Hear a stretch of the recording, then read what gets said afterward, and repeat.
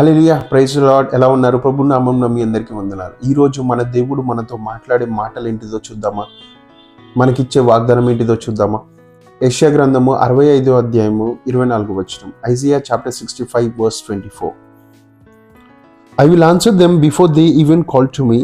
While they are still talking about their needs, I will go ahead and answer their prayers.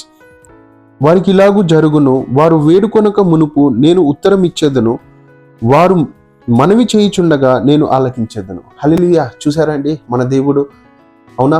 ఏంటిదనంటే మనము ఏదైతే మనసులో అనుకుంటున్నామో దేవుడు అంట అక్కడ వెంటనే వాటికి జవాబిస్తాడంట. అవునా? మనం ఎట్లయితే థాట్స్ థింక్ చేస్తున్నామో, జస్ట్ ఆలోచిస్తే చాలంట దేవుడు మన పట్ల అద్భుతాలు చేయడానికి, ఆశ్చర్యకార్యాలు చేయడానికి, సూచక్రియలు చేయడానికి, మన యొక్క అవసరాలు ఏమైతే ఉన్నాయో సమస్తము ఎరిగిన దేవుడు అంట. అంటే నువ్వు అనుకుంటున్నావేమో, ఏంటి దేవుడు నా పట్ల కార్యం చేయట్లేదు, దేవుడు నా పట్ల ఏంటిదంటే నా జీవితాన్ని ముందుకు నడిపించట్లేదు, నా పరిస్థితి ఏంటి ఇలాగుంది. నీ చూస్తుంటే రోజుకి చూస్తుంటే ప్రతి దినము ఇంకా దరిద్రంగా తయారవుతుంది. నిజంగా ఆశీర్వాదం వస్తుందా? నిజంగా నా పట్ల మేలులు ఉన్నాయా? నా ప్రియ కుమారుడా, కుమార్తె, దేవుడు సెలవిస్తున్నాడు. ఏంటిదో తెలుసా? నీ తలంపులు ఏవైతే ఉన్నాయో, నీకు తలంపులు రాక మునిపే నేను నీ పట్ల కార్యము చేయడానికి నేను ఆల్రెడీ సిద్ధపరిచేశాను.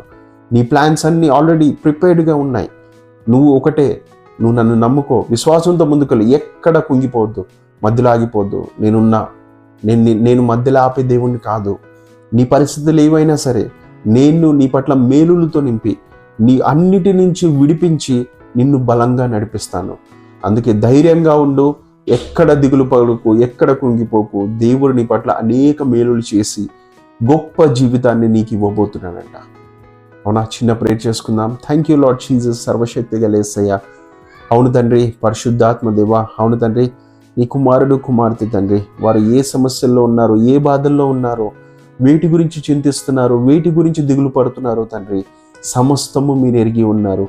అవును తండ్రి, వీరు తలంచక మునిపే తండ్రి మీరు, అవును తండ్రి, వీరి తలంపులను అన్నిటిని ఎరిగిన వారు.